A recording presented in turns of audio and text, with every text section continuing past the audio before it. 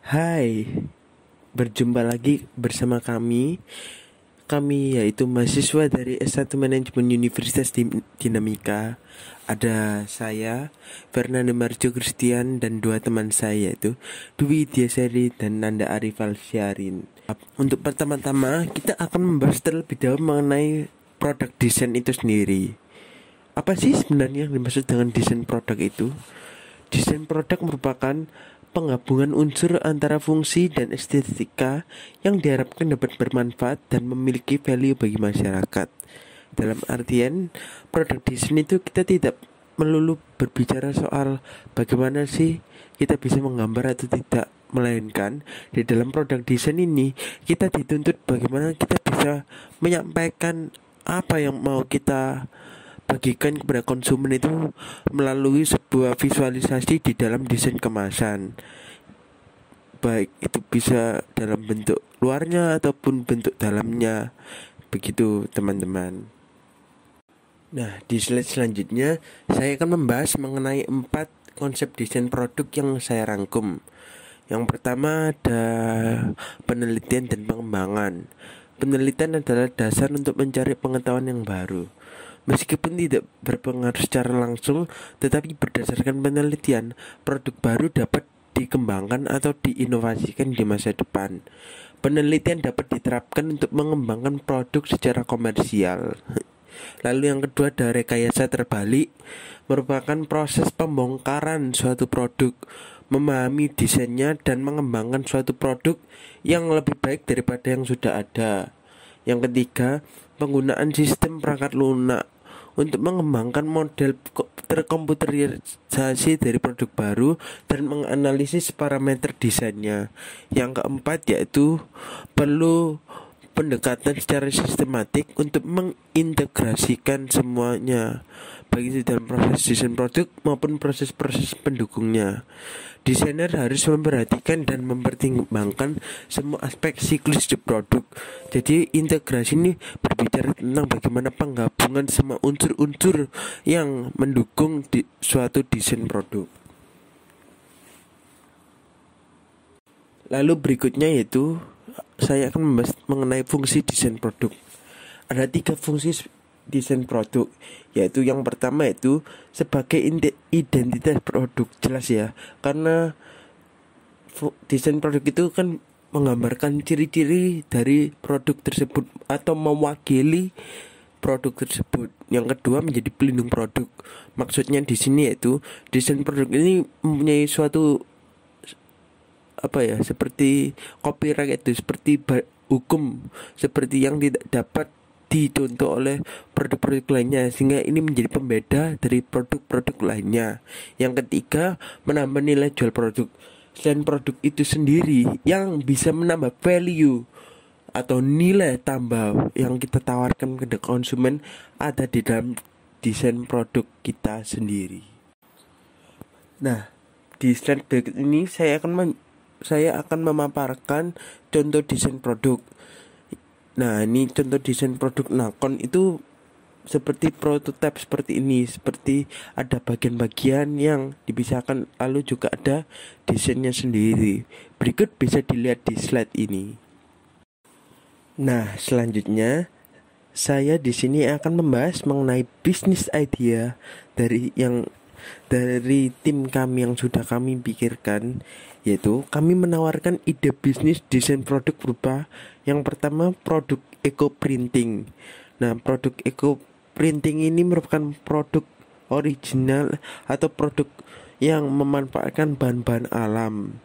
Serta wooden craft ini bisnis berbahan dasar kayu seperti mebel, seperti itu. Nah, apa sih yang dimaksud sebenarnya mengenai eco printing? Eco printing merupakan teknik pewarnaan yang menggabungkan antara daun, bunga, batang, atau bagian tubuh tumbuhan lain di atas suatu kain sehingga menghasilkan suatu visual yang bagus. Biasanya, teknik eco printing ini digunakan untuk pembuatan seperti tas, baju, sandal, maupun produk lainnya yang bisa dilakukan pewarnaan di atas medianya. Nah, di sini Saya akan menjelaskan mengenai kain yang bisa digunakan sebagai media ekoprint. Ada yang pertama kain belacu, kain mori, kain dobri, kain paris, kain sari, kain sutra, dan kain katun. Nah, jenis-jenis kain itu merupakan kain-kain yang bahan utamanya berasal dari tumbuhan atau berasal dari alam, sehingga bisa dipadukan dengan teknik ekoprint, teman-teman. Nah, selanjutnya saya akan membahas mengenai teknik ekoprinting. Yang pertama ada teknik pounding, yaitu cara bagaimana kita memukulkan daun atau bunga ke atas kain menggunakan palu, dan ini merupakan cara yang pertama yang digunakan dalam teknik ekoprinting. Lalu yang kedua ada teknik streaming. Teknik streaming merupakan cara yang dilakukan dengan menata daun atau bunga pada selembar kain, lalu menggulungnya di sekeliling batang kayu kemudian dikukus. Sebenarnya masih ada satu teknik lagi, yaitu memfermentasi daun dan bunga untuk mengekstrak pigmen warna yang ada di dalam tanaman. Nah, itu merupakan teknik-teknik yang digunakan dalam teknik ekoprinting, teman-teman. Nah, selanjutnya saya akan memaparkan beberapa contoh produk ekoprint. Yang di gambar pertama bisa dilihat, teknik ekoprint ini bisa diterapkan pada pembuatan produk seperti pembuatan tas maupun pembuatan seperti kain yang bisa digunakan untuk perlak dan lain sebagainya yang bisa digunakan sebagai hiasan. Lalu di gambar kedua, teknik ekoprint bisa diterapkan dalam pembuatan produk sepatu yang merupakan produk lokal yang bisa, kalau kita mau memolesnya dan kita mau mengembangkannya, ini bisa menjadi suatu bisnis yang sangat menarik untuk digeluti karena bisa mendatangkan traffic atau keuntungan yang margin yang sangat tinggi karena persaingannya yang masih minim. Di slide selanjutnya yaitu ada ide bisnis tentang wooden craft. Di slide selanjutnya yaitu apa sih wooden craft itu?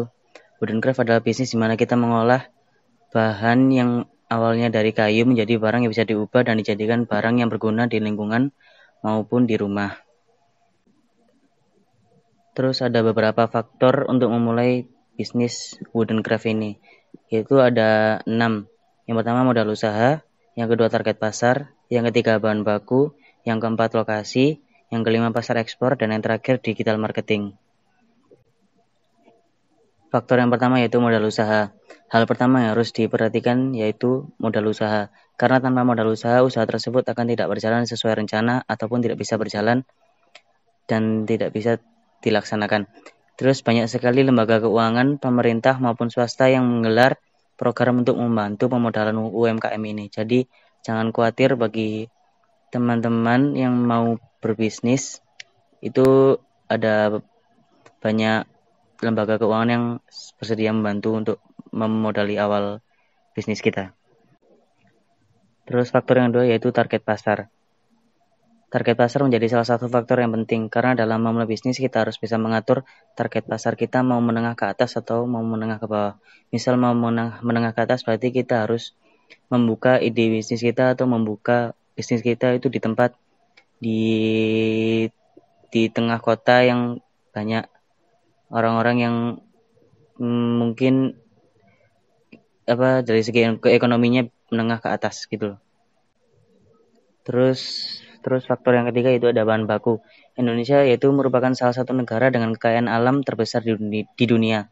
Oleh karena itu bahan baku dalam pembuatan produk bisnis ini harus dipilah dengan sangat baik. Dengan cara memilih kualitas dari bahan baku tersebut. Ada beberapa contoh seperti yang pertama itu ada kayu. Kayu bisa dibuat jadi furnitur untuk bisnis ini. Kayu yang bagus yaitu kayu jati. Kayu jati merupakan jenis kayu yang sangat bagus dalam pembuatan produk.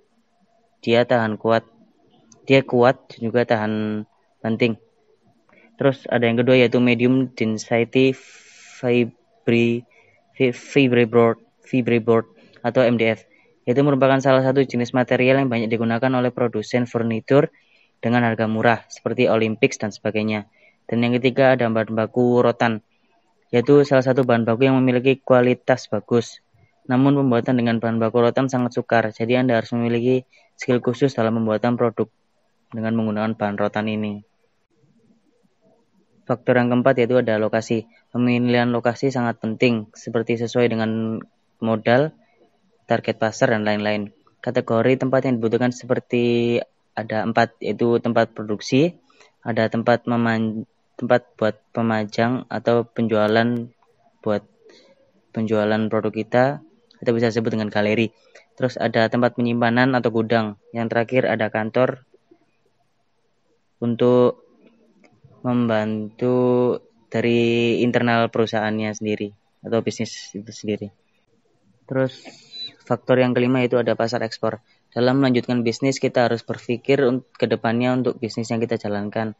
Seperti kita mempunyai planning untuk memasarkan produk ini ke berbagai macam negara, seperti ke luar negeri, nggak hanya di lokal saja, nggak hanya di Indonesia. Terus yang terakhir ada faktor yang terakhir yaitu ada digital marketing.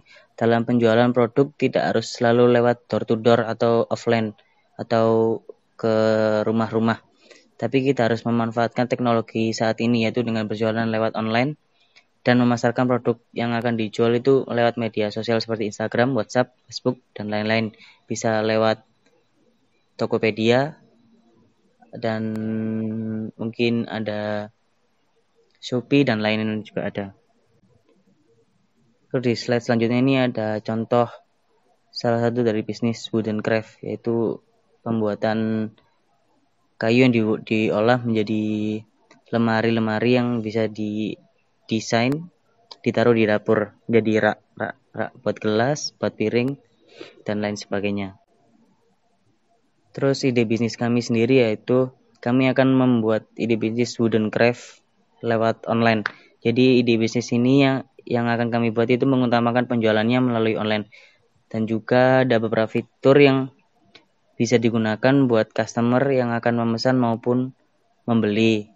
Jadi dari customer sendiri itu bisa enak buat komunikasi dengan penjualnya ataupun dengan kita. Sekian, terima kasih. Maaf bila ada salah kata. Assalamualaikum warahmatullahi wabarakatuh.